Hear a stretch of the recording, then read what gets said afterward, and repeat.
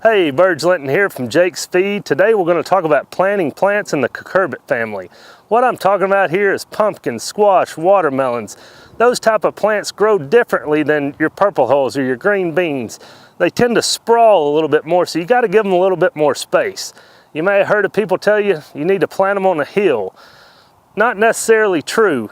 If you've got real sandy soil, you're just going to dry your root system out and you won't hardly be able to keep enough water in them. If you've got a heavy clay soil that really tends to hold moisture, then a hill is great to let those roots get drained from the water so they don't stay too moist and get a root rot.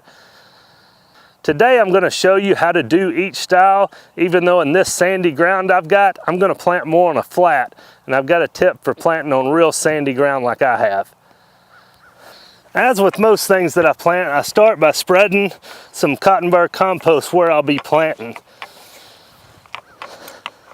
I'll stir that into the ground. Just get it good and mixed around. You can see how loose my sand that I'm planting is. This organic matter will help actually hold a little bit of moisture. But cotton burr compost is a great source of potassium. And watermelons and squash love potassium. They need it to make good quality fruit.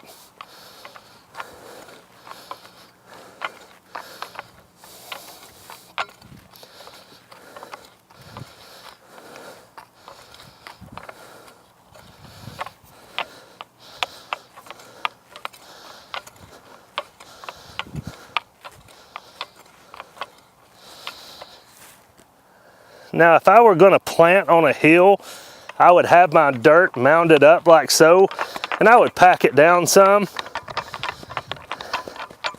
And then I would plant, not right out on the edge, but a few inches in from the edge of that. Just plant around sort of the outside, but don't get too close to the edge, because a lot of times that dirt will wash out and it'll expose your root system. But if you've got heavy clay soils, or heavy soils that hold moisture, planting on a hill like this is great. What I have is more sandy soil, and so what I'm going to plant is, I just call it, I'm planting on a flat. And so after I've got my cotton burr compost and everything mixed in, I'm just going to smooth this out.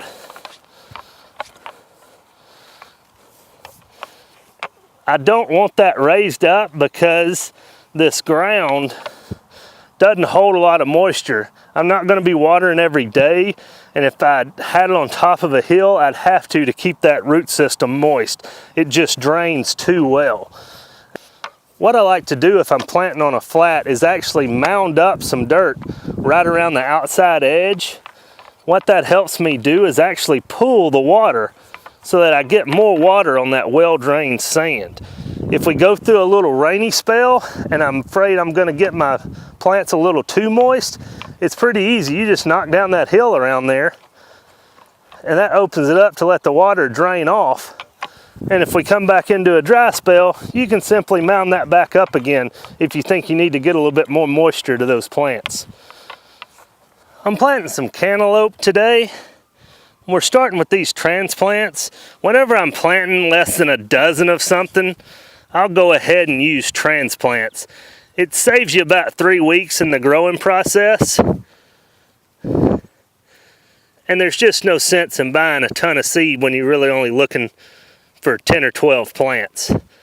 So I just pack these, and make sure you get the soil around them good and packed in there. You know, try to be gentle with the root and the plant, but you don't want to leave air pockets around there.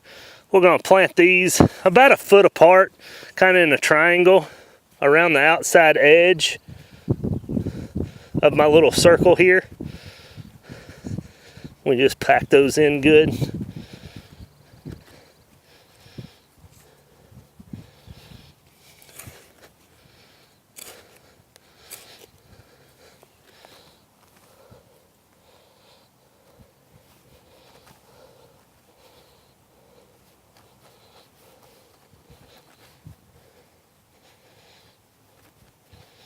Whenever you're planting cantaloupes or watermelon, you want to make sure you give them about a 6x6 area so they can have room to sprawl.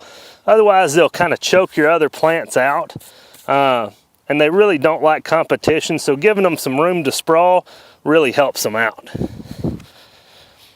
All right, we just got done planting our cantaloupe. I'm gonna move on to my watermelons now. We're gonna use the exact same method planting the watermelons, and I use the exact same methods planting my squash. Choose your planting method according to your soil type. If you've got heavy soils that tend to hold moisture and get boggy, then I would plant on a hill, so make sure your root system gets plenty of drainage. If you've got just real sandy ground like I've got, make sure you add some compost to help hold some moisture, but plant it on a flat. That'll help you out this summer in your garden. Well, I'm gonna get to planting the rest of my plants. Y'all come by Jake's Feed and let us help you with your garden this summer.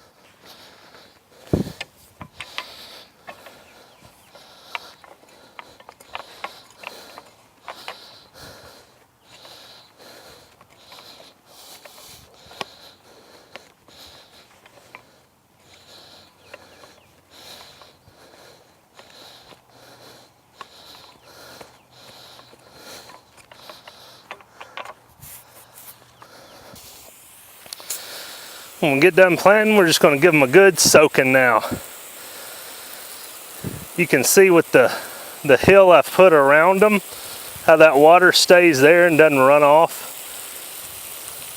It'll actually help that soak in really nicely down through the whole root system. The sand that I'm in will soak that water up fairly quickly.